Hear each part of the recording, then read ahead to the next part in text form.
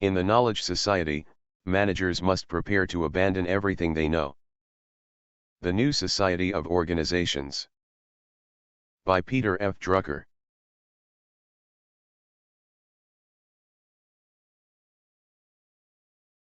Every few hundred years throughout Western history, a sharp transformation has occurred.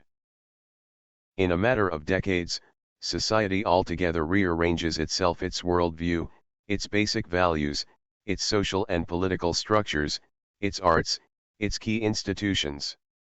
50 years later a new world exists. And the people born into that world cannot even imagine the world in which their grandparents lived and into which their own parents were born.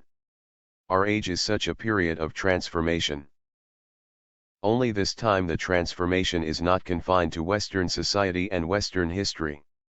Indeed, one of the fundamental changes is that there is no longer a Western history or a Western civilization.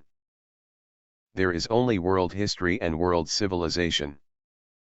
Whether this transformation began with the emergence of the first non-Western country, Japan, as a great economic power, or with the first computer, that is, with information as mood. My own candidate would be the GI Bill of Rights, which gave every American soldier returning from World War I the money to attend a university. Something that would have made absolutely no sense only 30 years earlier at the end of World War I. The GI Bill of Rights and the enthusiastic response to it on the part of America's veterans signaled the shift to a knowledge society. In this society, knowledge is the primary resource for individuals and for the economy overall. Land, labor, and capital, the economist's traditional factors of production, do not disappear, but they become secondary. They can be obtained, and obtained easily, provided there is specialized knowledge. At the same time, however, specialized. Peter F. Drucker is the Clark Professor of Social Science and Management at the Claremont Graduate School in Claremont, California. This article is adapted from his new book, Post-Capitalist Society, to be published in early 1993 by HarperCollins. This is Mr. Drucker's 30th article for HBR, Society of Organizations. Knowledge by itself produces nothing. It can become productive only when it is integrated into a task. And that is why the knowledge society is also a society of organizations. The purpose and function of every organization, business and non-business alike, is the integration of specialized knowledges into a common task. If history is any guide, this transformation will not be completed until 2010 or 2020. Therefore, it is risky to try to foresee in every detail the world that is emerging. But what new questions will arise and where the big issues will lie we can, I believe, already discover with a high degree of probability. In particular, we already know the central tensions and issues that confront the society of organizations, the tension created by TB communities' need for stability and the organization's need to destabilize. TB relations between individual and organization and the responsibilities of one to another, TB tension that arises from the organization's need for autonomy and society's stake in the common good, TB rising demand for socially responsible organizations. The tension between specialists with specialized knowledges and performance as a team. All of these will be central concerns, especially in the developed world, for years to come. They will not be resolved by prenune, or philosophy or legislation. TB will be resolved where they originate, in the individual organization and in the manager's office. Society, community, and family are all conserving institutions. They try to maintain stability and to prevent, or at least to slow, change. But the modern organization is a destabilizer. It must be organized for innovation, and innovation, as TB great Austro-American economist Joseph Schumpeter said, is creative destruction. And it must be organized for TB systematic abandonment of whatever is established, customary, familiar, and comfortable, whether that is a product, service, or process, a set of skills, human and social relationships, or TB organization itself. In short, it must be organized for constant change. TB organization's function is to put knowledge to work, on tools, products, and processes, on TB design of work, on knowledge itself. It is TB nature of knowledge that it changes fast and that today's certainties always become tomorrow's absurdities. Skills change slowly and infrequently. If an ancient Greek stonecutter came back to life today and went to work in a stonemason's yard, the only change of significance would be TB design he was asked to carve on the tombstones. TB tools he would use are the same, only now they have electric batteries in TB handles. Throughout history, the craftsman who had learned a trade after 5 or 7 years of apprenticeship had learned, high age 18 or 19, everything he would ever need to use during this lifetime. In the society of organizations, however, it is safe to assume that anyone with any knowledge will have to acquire new knowledge every 4 or 5 years or become obsolete. This is doubly important because the sponges that affect a body of knowledge most profoundly do not, as a rule, come out of its own domain. After Gutenberg first used movable type, there was practically no change in the craft of printing for 400 years. Until the steam engine came in. TB greatest challenge to the railroad came not from changes in railroading but from the automo. 96. Harvard Business Review September-October 1992. Bile, the truck, and the airplane. The pharmaceutical industry is being profoundly changed today by knowledge coming from genetics and microbiology, disciplines that few biologists had heard of 40 years ago. And it is by no means only science or technology that creates new knowledge and makes old knowledge obsolete. Social innovation is equally important and often more important than scientific innovation. Indeed, what triggered the present worldwide crisis in that proudest of 19th-century institutions, the commercial bank, was not the computer or any other technological change. It was the discovery by non-bankers that an old but hitherto rather obscure financial instrument, commercial paper, could be used to finance companies and would thus deprive the banks of the business on which they had held a monopoly for 200 years and which gave them most of their income. The commercial loan. The greatest change of all is probably that in the last 40 years purposeful innovation both technical and social has itself become an organized discipline that is both teachable and learn all. Nor is rapid knowledge-based change confined to business, as many still believe. No organization in the 50 years since World War II has changed more than the U.S. military. Uniforms have remained the same. Titles of rank have remained the same. But weapons have changed completely, as the Gulf War of 1991 dramatically demonstrated. Military doctrines and concepts have changed even more drastically, as have the armed services organizational structures, command structures, relationships, and responsibilities. Similarly, it is a safe prediction that in the next 50 years, schools and universities will change more and more drastically than they have since they assumed their present form more than 300 years ago when they reorganized themselves around the printed book. What will force these changes is, in part, new technology, such as computers, videos, and telecasts via satellite, in part the demands of a knowledge-hazed society in which organized learning must become a lifelong process for knowledge workers. And in part new theory about how human beings learn. For managers, the dynamics of knowledge. Impose one clear imperative: every organization has to build the management of change into its very structure. On the one hand, this means every organization has to prepare for the abandonment of everything it does. Managers have to learn to ask every few years of every process, every product, every procedure, every policy: if we did not do this already, would we go into it now knowing what we now know? If the answer is no, the organization has to ask, so what do we do now? And it has to do something, and not say, let's make another study.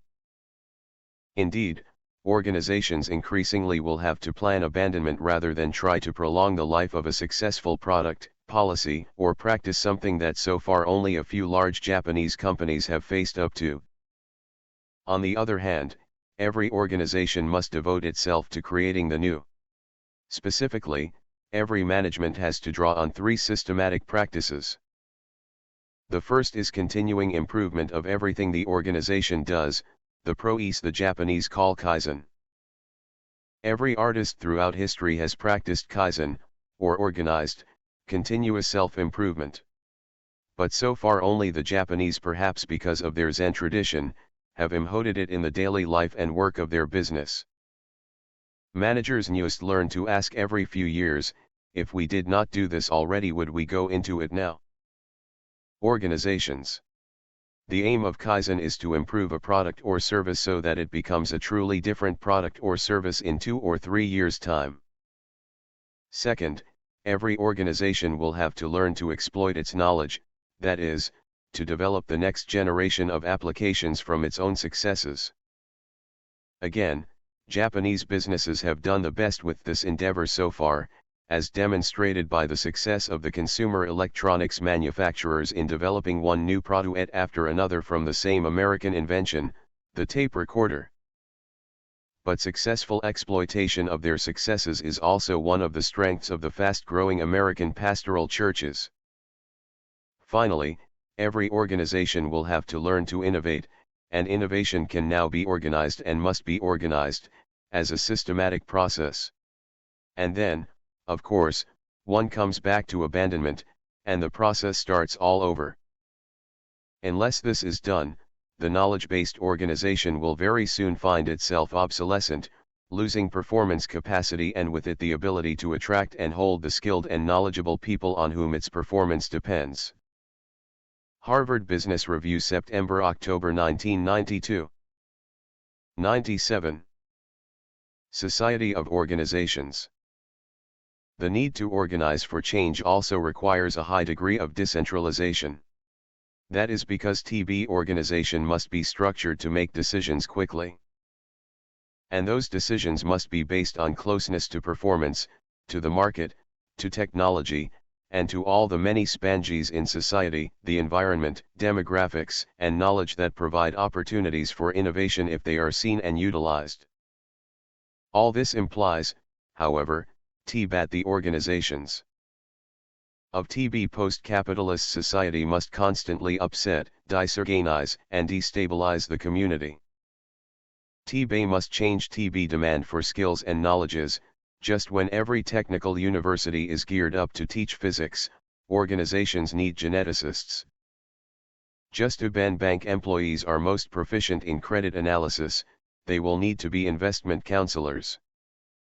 But also, businesses must be free to close factories on UBIC. Local communities depend for employment or to replace grizzled model makers who have spent years learning TB aircraft with 25-year-old whiz kids who know computer simulation. Similarly, hospitals must be able to move TB delivery of babies into a freestanding birthing center when the knowledge base and technology of obstetrics change. And we must be able to close a hospital altogether when spanges in medical knowledge, technology, and practice make a hospital with fewer than 200 beds both uneconomical and incapable of giving first-rate care.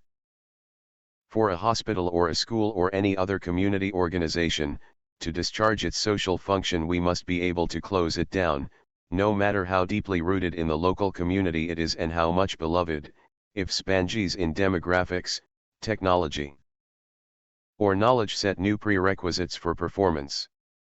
But every one of such changes upsets the community, disrupts it, deprives it of continuity. Every one is unfair. Every one destabilizes. Equally disruptive is another fact of organizational life. The modern organization must be in a community hut, cannot be of it. An organization's members live in a particular place, speak its language, send their children to its schools, vote, pay taxes, and need to feel at home there. Yet TB organization cannot submerge itself in the community nor subordinate itself to the community's ends. Its culture has to transcend community. It is the nature of TB task, not the community in which TB task is being performed, that determines the culture of an organization. The American civil servant, though totally opposed to communism, will understand immediately what a Chinese colleague tells him about bureaucratic intrigues in Beijing. But B would be totally baffled in his own Washington, D.C. if B were to sit in on a discussion of TB next week's advertising promotions by the managers of TB local grocery chain. To perform its task, the organization has to be organized and manage TB same way as others of its type. For example, we hear a great deal about the differences in management between Japanese and American companies. But a large Japanese company functions very much like a large American company, and both function very much like a large German or British company. Likewise, no one will ever doubt that he or she is in a hospital, no matter. Businesses must be free to close factories that communities depend on or replace grizzled employees with 25-year-old whiz kids. Uberi the hospital is located. TB same holds true for schools and universities, for labor unions and research labs, for museums and opera houses, for astronomical observatories and large farms. In addition, each organization has a value system that is determined by its task. In every hospital in TB world, healthcare is considered the ultimate good. In every school in TB world, learning is considered TB ultimate good. In every business in TB world, production and distribution of goods or services is considered the ultimate good. For the organization to perform to a high standard, its members must believe that what it is doing is, in TB last analysis, the one contribution to community and society on which all others depend. In its culture, therefore, TB organization will always transcend the community. If an organization's culture and the values of its community clash, TB organization must prevail or else it will not make its social contribution. Knowledge knows no boundaries, says an old proverb. There has been a town and gown conflict ever since TB First University was established more than 750 years ago. But such a conflict between TB autonomy TB organization needs in order to perform and the claims of the community, between the values of TB organization and those of TB community. Between TB decisions facing the organization and the interests of the community is inherent in the Society of Organizations. 98. Harvard Business Review September-October 1992. The issue of social responsibility is also inherent in the Society of Organizations. The modern organization has and must have social power, and a good deal of it. It needs power to make decisions about people, whom to hire, whom to fire, whom to promote. It needs power to establish the rules and disciplines required to produce results, for example, the assignment of jobs and tasks and the establishment of working hours. It needs power to decide which factories to build where and which factories to close. It needs power to set prices, and so on. And non-businesses have the greatest social power, far more, in fact, than business enterprises. Few organizations in history were ever granted the power the university has today. Refusing to admit a student or to grant a student the diploma is tantamount to debarring that person from careers and opportunities. Similarly, the power of the American hospital to deny a physician admitting privileges is the power to exclude that physician from the practice of medicine. The labor union's power over admission to apprenticeship or its control of access to employment in a closed shop, where only union members can be hired, gives the union tremendous social power. The power of the organization can be restrained by political power. It can be made subject to due process and to review by the courts. But it must be exercised by individual organizations rather than by political authorities.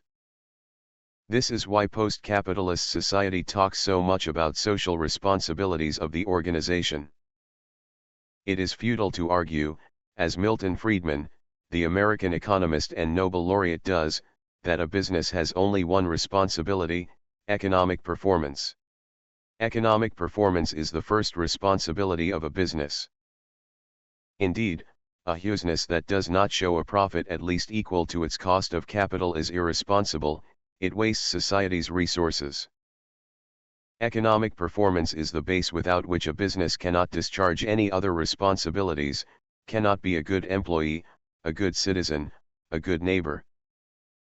But economic performance is not the only responsibility of a business any more than educational performance is the only responsibility of a school or healthcare the only responsibility of a hospital. Unless power is balanced by responsibility, it becomes tyranny. Furthermore, without responsibility power always degenerates into non-performance, and organizations must perform. So the demand for socially responsible organizations will not go away but rather widen. Fortunately, we also know, if only in rough outline, how to answer the problem of social responsibility. Every organization must assume full responsibility for its impact on employees, the environment, customers, and whomever and whatever it touches. That is its social responsibility. But we also know that society will increasingly look to major organizations, for profit and non-profit alike, to tackle major social ills.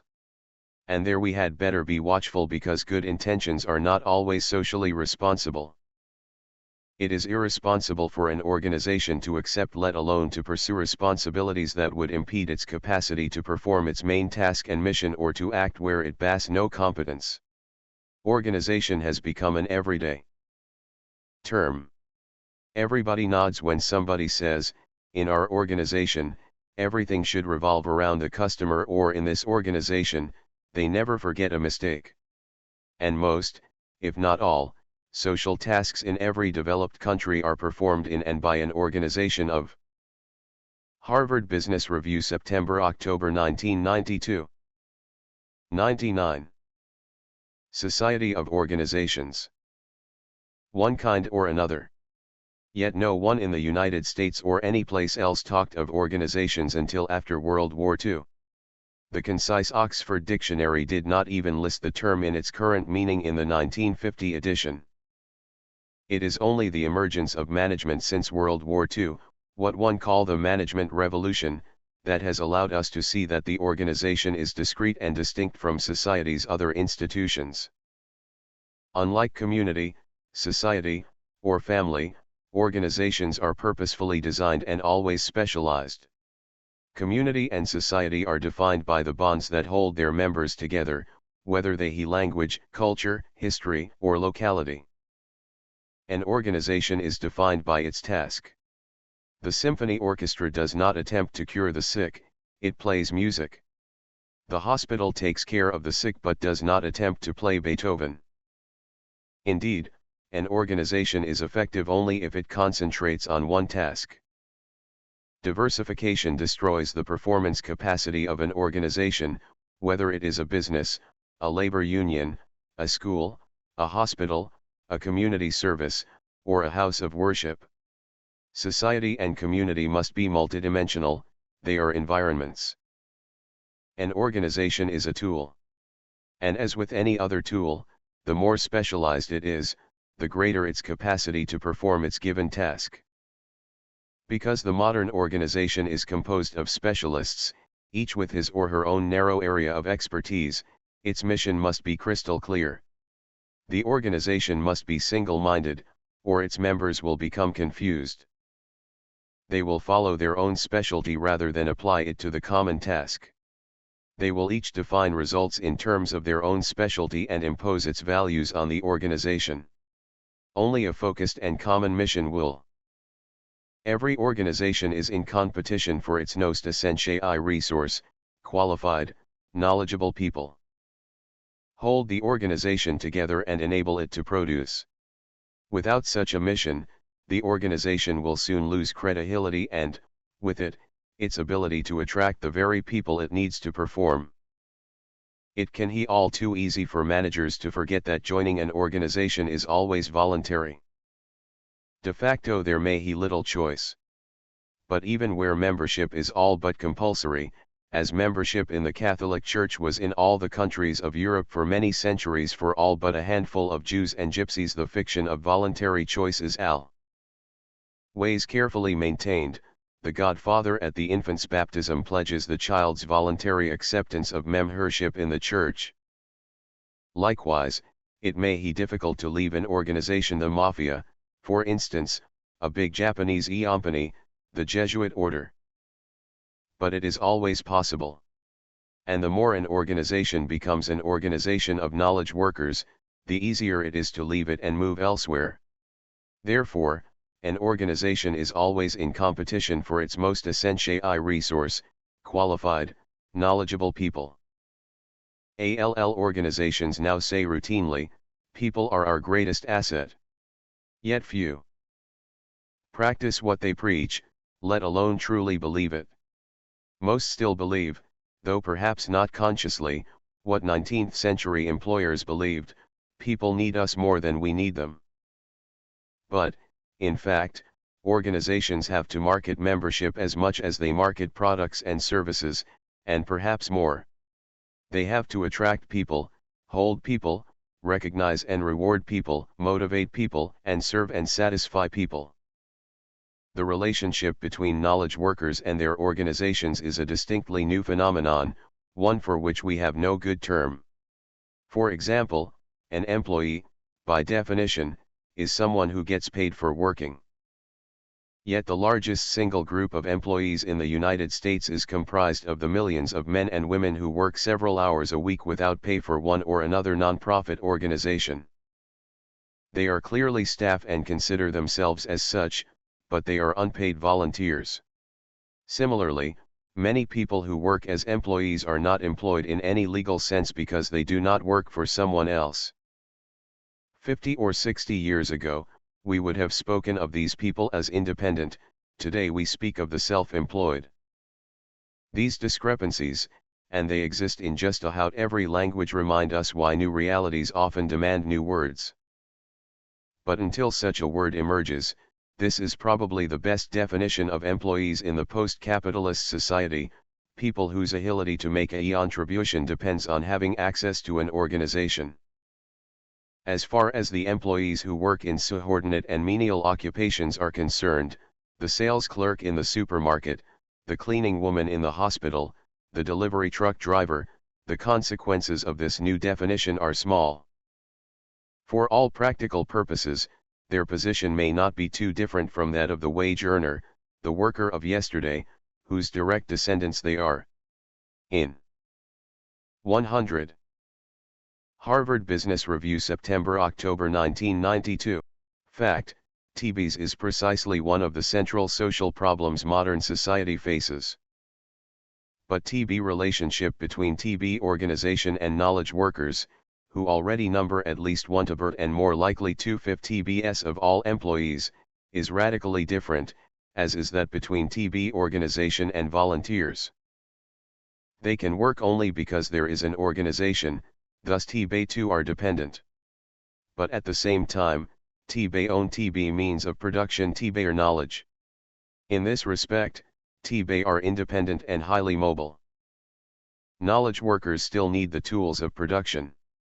In fact, capital investment in the tools of the knowledge employee may already be higher than the capital investment in TB tools of the manufacturing worker ever was. But TB's capital investment is unproductive unless TB knowledge worker brings to bear on it the knowledge TBAT he or SBE owns and that cannot be taken away. Machine operators in the factory did as they were told. The machine decided not only what to do but how to do it.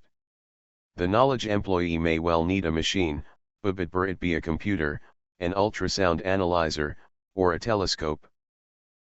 But TB machine will not tell the knowledge worker what to do, let alone how to do it. And without TB's knowledge, which belongs to TB employee, the machine is unproductive. Further, machine operators, like all workers, TB about history, could be told who to do, how to do it, and how fast to do it. Knowledge workers cannot be supervised effectively. Unless they know more about TB or specialty than anybody else in TB organization, they are basically useless. TB marketing manager may tell the market researcher what the company needs to know about the design of a new product and TB market segment in which it should be positioned. But it is the market researcher's job to tell the president of the company what market research is needed, how to set it up, and what the results mean. During the traumatic restructuring of American business in TB 1980s, thousands, if not hundreds of thousands, of knowledge employees lost their jobs. TBR companies were acquired, merged, spun off, or liquidated. Yet within a few months, most of them found new jobs in which to put their knowledge to work. TB transition period was painful, and in about half the cases, the new job did not pay quite as much as TB old one did and may not have been as enjoyable. But TB laid off technicians, professionals, and managers found they had TB capital, TB knowledge, TB owned the means of production. Somebody else, TB organization, had the tools of production. The two needed each other. One consequence of this new relationship, and it is another new tension in modern society, is that loyalty can no longer be obtained by the paycheck. TB organization must earn loyalty by proving to its knowledge employees that it offers them exceptional opportunities for putting TBR knowledge to work. Not so long ago we talked about labor. Increasingly we are talking about human resources. This change reminds us that it is the individual, and especially the skilled and knowledgeable employee, who decides in large measure if he or she will contribute to the organization and how great the yield from his or her knowledge will be. Because TB modern organization consists of knowledge specialists, it has to be an organization of equals, of colleagues and associates. No knowledge ranks higher TBAN another, each is judged by its contribution to the common task rather TBAN by any inherent superiority or inferiority. Therefore, TB modern organization karmat be an organization of boss and subordinate. It must be organized as a team. TBAR are only three kinds of teams. One is TB sort of team that plays together in tennis doubles. In that team and it bas to be small, each member adapts himself or herself to the personality, the skills, TB strengths and TB weaknesses of the other member or members. Then TBAR is the team TBAT plays European football or soccer. Each player has a fixed position, but TB whole team moves together while individual members retain TBAR relative positions. Finally, TBAR is TB American baseball team, or the orchestra, in which all the members have fixed positions. At any given time, an organization can play only one kind of game. And it can use only one kind of team for any given task. Ubik team to use or game to play is one of the riskiest decisions in the life of an organization. Few things are as difficult in an organization as transforming from one kind of team to another. Traditionally, American industry used a baseball-style team to produce a new product or model. Research did its work and passed it on to engineering. Engineering did its work and passed it on to manufacturing. Manufacturing did its work and passed it on to marketing. Accounting usually came in at TB manufacturing phase. Personnel usually came in only when TBAR was a true crisis, and often not even then. Harvard Business Review September-October 1992. 101. Society of Organizations. Then the Japanese reorganized their new product development into a soccer team. In such a team, each function does its own work, but from the beginning they work together. They move with the task, so to speak, the way a soccer team moves with the ball. It took the Japanese at least 15 years to learn how to do this. But once they had mastered the new concept, they cut development time by 2/3. Where traditionally it has taken 5 years to bring out a new automobile model, Toyota, Nissan, and Honda now do it in 18 months. This, as much as their quality control, has given the Japanese the upper hand in both the American and European automobile markets. Some American manufacturers have been working hard to reorganize their development work according to the Japanese model. Ford Motor Company, for instance, began to do so in the early 1980s. 10 years later, in the early 1990s, it has made considerable progress, but not nearly enough to catch up with the Japanese. Changing a team demands the most difficult learning imaginable, unlearning. It demands giving up hard-earned skills, habits of a lifetime, deeply cherished values of craftsmanship and professionalism, and, perhaps the most difficult of all, it demands giving up old and treasured human relationships. It means abandoning what people have always considered our community or our family. But if the organization is to perform, it must be organized as a team. When modern organizations first arose in the closing years of the 19th century, the only model was the military. The Prussian army was as much a marvel of organization for the world of 1870 as Henry Ford's assembly line was for the world of 1920. In the army of 1870, each member did much the same thing, and the number of people with any knowledge was infinitesimally small. The army was organized by command and control, and business enterprise as well as most other institutions copied that model. This is now rapidly changing. As more and more organizations become information-based, they are transforming themselves into soccer or tennis teams, that is, into responsibility-based organizations in which every member must act as a responsible decision-maker. All members, in other words, have to see themselves as executives. Even so, an organization must be managed. The management may be intermittent and perfunctory, as it is, for instance, in the Parent-Teacher Association at a U.S. suburban school. Or management may be a full-time and demanding job for a fairly large group of people, as it is in the military, the business enterprise, the labor union, and the university. But there have to be people who make decisions or nothing will ever get done. There have to be people who are accountable for the organization's mission, its spirit, its performance, its results. Society, community, and family may have leaders, but only organizations know a management. And while this management must have considerable authority, its job in the modern organization is not to command. It is to inspire. 102. Harvard Business Review, September-October 1992. The Society of Organizations is unprecedented in human history. It is unprecedented in its performance capacity both because each of its constituent organizations is a highly specialized tool designed for one specific task and because each hazes itself on the organization and deployment of knowledge. It is unprecedented in its structure. But it is also unprecedented in its tensions and problems. Not all of these are serious. In fact, some of them we already know how to resolve issues of social responsibility, for example. But there are other areas where we do not know the right answer and where we may not even be asking the right questions yet. There is, for instance, the tension between the community's need for continuity and stability and the organization's need to be an innovator and destabilizer. There is the split between literati and managers. Both are needed, the former to produce knowledge, the latter to apply knowledge and make it productive. But the former focus on words and ideas, the latter on people, work, and performance.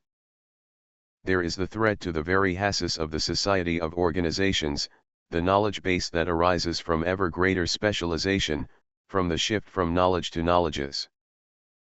But the greatest and most difficult challenge is that presented by society's new pluralism. For more than 600 years, no society has had as many centers of power as the society in which we now live.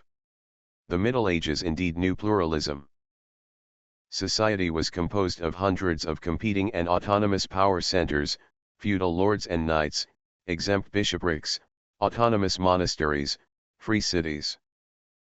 In some places, the Austrian Tyrol, for example, there were even free peasants, beholden to no one but the emperor.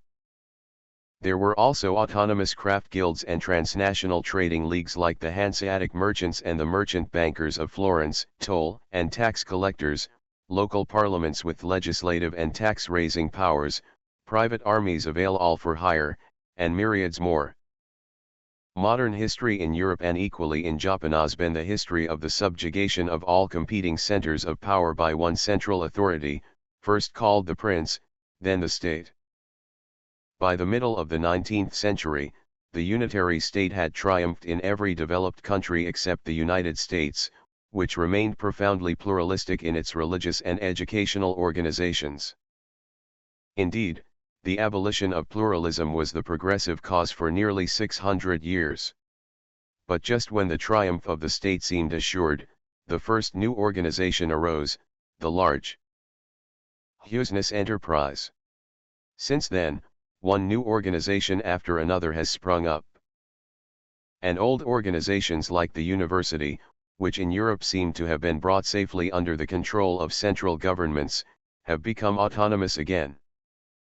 Ironically, 20th century totalitarianism, especially communism, represented the last desperate attempt to save the old progressive creed in which there is only one center of power and one organization rather than a pluralism of competing and autonomous organizations. That attempt failed, as we know. But the failure of central authority, in and of itself, does nothing to address the issues that follow from a pluralistic society. To illustrate, consider a story that many people have heard or, more accurately, misheard. During his lifetime, Charles E. Wilson was a prominent personality in the United States, first as President and Chief Executive Officer of General. Sino the Middle Ages, no society has had as many centers of power as the one in which we now live.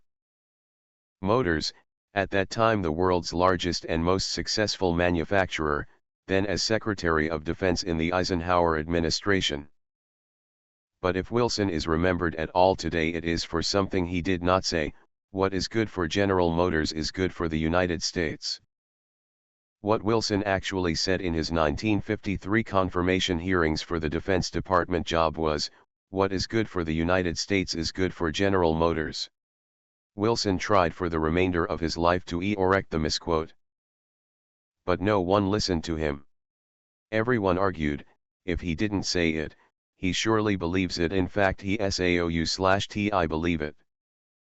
For as has been said, executives in an organization, whether business or university or hospital or the Boy Scouts, must believe that its mission and task are society's most important mission and task as well as the foundation for everything else. If they do not believe this, their organization will soon lose faith in itself, self-confidence, pride, and the ability to perform.